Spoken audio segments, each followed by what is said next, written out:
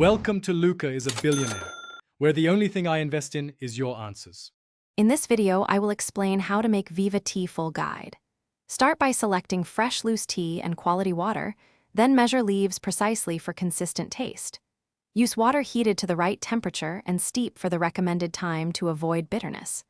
Taste and adjust strength by adding more leaves or shortening steep time. Finish with optional sweeteners or milk and serve immediately for best aroma and warmth. Gather your ingredients before you begin so the process stays smooth and relaxed.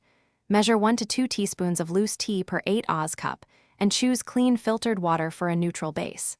Keep honey, lemon, or spices on hand for quick adjustments after tasting.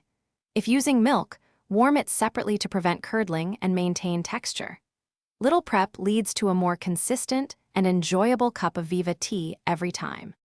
Follow a simple brewing routine to make reliable cups of Viva Tea with confidence. Heat water to the right temperature for your tea type, then pour over measured leaves in a covered infuser to trap aromas. Time the steep precisely and remove leaves when done to avoid bitterness, then pour through a fine strainer into cups. Taste and modify future brews by changing leaf amounts, steep time, or water temperature for your perfect balance.